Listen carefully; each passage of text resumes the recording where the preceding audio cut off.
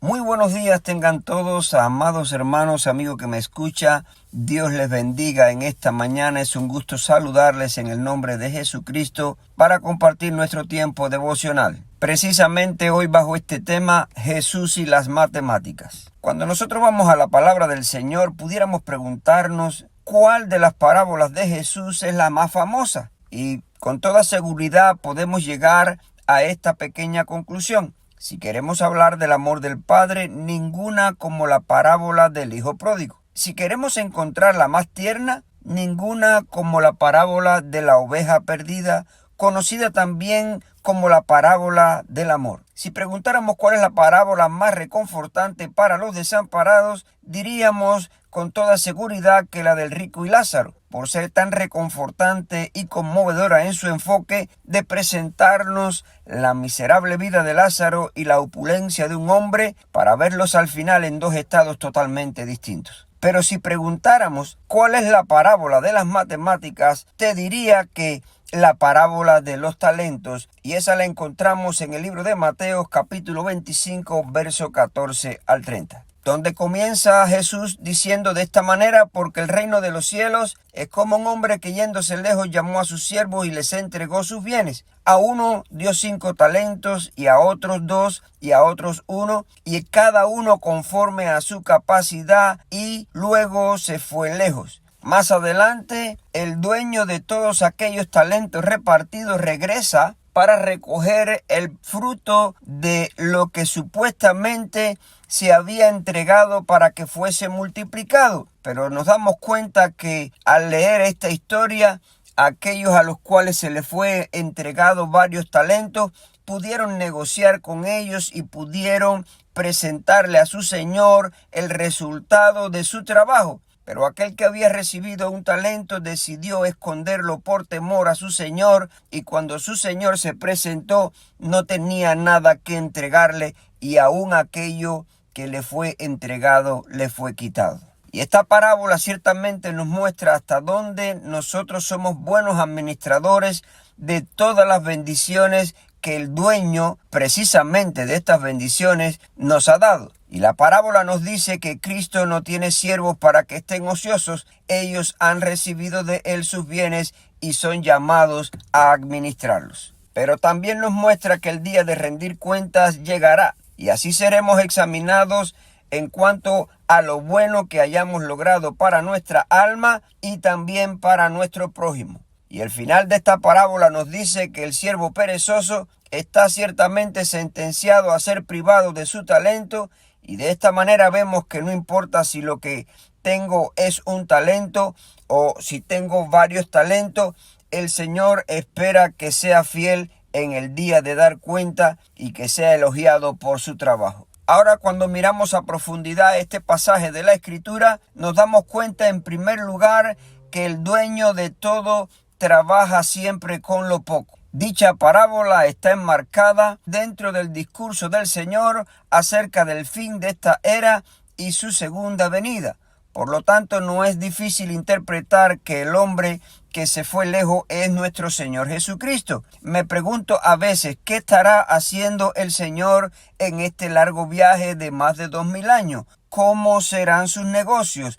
Sobre todo los que hace con su Padre Celestial. Y a este respecto, Jesús mismo dijo: mi Padre hasta ahora trabaja y yo trabajo. Lo dijo en el libro de Juan capítulo 5 verso 17, y la verdad es que no es necesario especular mucho para llegar a la conclusión que hay dos áreas donde Jesús estaba trabajando a sus discípulos y les dijo: voy pues a preparar lugar para vosotros, para que donde yo esté vosotros también estéis. Amados, estamos también nosotros trabajando al igual que nuestro Señor para que el día que nos encontremos con Él podamos presentarle el fruto de nuestro trabajo. Estamos también negociando mientras Él regresa. La segunda verdad importante en esta parábola es que los fieles en lo poco recibirán más de lo mucho. Esta parábola tiene algo curioso. Por un lado, se escogen solo 3 siervos en medio de muchos que seguramente tenía aquel amo. Por otro lado, en la distribución de los talentos no hay orden progresivo,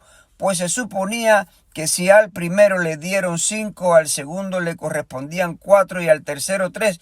Sin embargo, la distribución fue de 5, 2 y 1. Y nos podemos preguntar, bueno, ¿qué hay dentro de todo esto? ¿Por qué esta aparente discriminación? ¿A qué se debe que Dios no ha dado a todos los hombres talentos semejantes? Y yo creo que esta pregunta no debemos hacérsela al Señor, simplemente recordar que Dios es soberano y que tiene el derecho de hacer lo que quiera con lo suyo. Dice la palabra en el libro de Romanos capítulo 9, versos 19 al 20, pero me dirás, ¿por qué pues inculpa? ¿Por qué? ¿Quién ha resistido a su voluntad? Mas antes, oh hombre, ¿quién eres tú para que alterques con Dios? Dirá el vaso de barro al que lo formó, ¿por qué me has hecho así? Pero el sentido de esta discrepancia, amados, es que Dios ciertamente ama la variedad. El cielo, la tierra, el mar y todo en general está lleno de diversidad. Y se imagina que todos fuéramos iguales, yo creo que viviríamos en un planeta demasiado aburrido. Y Dios ha hecho 5 talentos a algunos hombres debido a sus capacidades. O sea que Dios está repartiendo sus bendiciones, sus bienes, para que nosotros trabajemos en ellos acorde con nuestras capacidades. Y simplemente piense que Dios no te va a juzgar por la cantidad de los bienes o por lo mucho que hayas hecho, sino que Dios juzgará tu vida por la fidelidad con que hayas trabajado para su reino. El otro punto profundo en esta parábola es lo mucho del cielo será el gozo de pocos. El hombre que recibió los 5 talentos enseguida comenzó a negociar por cuanto sabía que el Señor le había confiado mucho. Y él no podía darse el lujo de desperdiciar la oportunidad para hacer crecer el negocio de su Señor. Y lo mismo hizo el que había recibido 2, por cuanto no sabían el tiempo en que el dueño vendría otra vez, y toda su atención estaba centrada en cómo duplicar lo recibido, y el día llegó sin previo aviso. Y el texto lo expresa de esta manera: después de mucho tiempo vino el señor de aquellos siervos y arregló cuentas con ellos. Está en el verso 19. Para estos 2 siervos aquel encuentro tuvo que ser bien emotivo. El talento en aquel tiempo era equivalente a unos 34 kilogramos de plata, lo que era lo mismo a un sueldo de un obrero ordinario durante 15 años. O sea que era bastante lo que el Señor había puesto en sus manos. Y para ambos el gozo sería bien grande. Amados, esta es la verdad del Evangelio. No importa cuántos talentos tengamos, tenemos que negociarlo para cuando Cristo venga poder tener la satisfacción de haberlo duplicado y presentárselo el día de la gran premiación. Pero aquel hombre que decidió en su corazón no trabajar con los bienes que Dios había puesto en sus manos, ciertamente todo lo que tenía le fue quitado y precisamente no pudo disfrutar ese glorioso día de premiación, sino que fue apartado de ellos. Lo de este siervo fue un lamento desde que su señor lo increpó hasta llegar al lamento eterno. Este siervo cometió 2 graves pecados, uno de omisión y otro de comisión. El de comisión, que consistió en una descarada desobediencia al esconder el talento y ni siquiera ponerlo a ganar intereses, y el de omisión por ignorar el carácter de su amo. Nos preguntamos ahora, ¿cuál fue el resultado? Pues el resultado es que perdió los privilegios y la bendición y su final no pudo ser más trágico. Lo cierto es que las bendiciones que no se invierten terminarán dándoselas a otros. Amado, si usted no es fiel con su talento, no se queje si Dios se lo da a otro. Qué lindo poder escuchar al final de la jornada esta frase de nuestro Señor: bien, buen siervo y fiel. Aleluya, en lo poco has sido fiel, en lo mucho te pondré. Pero qué triste escuchar esta frase: siervo malo y negligente, todo te será quitado.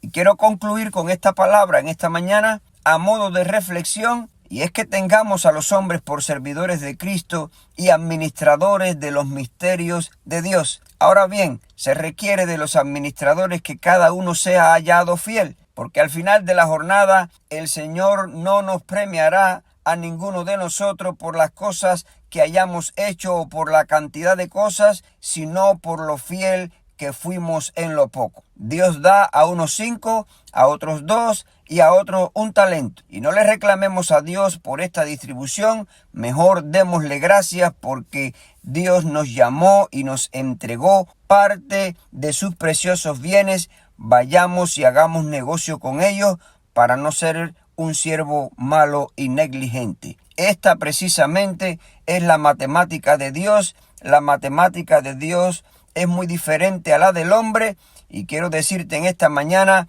que el Señor viene pronto para la premiación y que en ese día, aleluya, será un día de gozo para aquellos que han trabajado en la obra del Señor, multiplicando lo que Dios ha puesto en sus vidas, y no será un día de vergüenza porque Dios nos ha llamado precisamente a trabajar en su mies. Dios te bendiga en esta mañana. Oremos. Padre, gracias Señor por tu palabra. Tu palabra es profunda y apunta a nuestras almas, a nuestros corazones, y que podamos trabajar para ti, Señor, multiplicando los bienes que has puesto en nuestra mano como buenos administradores, y que tu gracia y tu favor sea con cada uno de nosotros para que el día que te presentes, Señor, sea un día de gozo en nuestras vidas. Gracias en el nombre de Jesús. Amén y amén.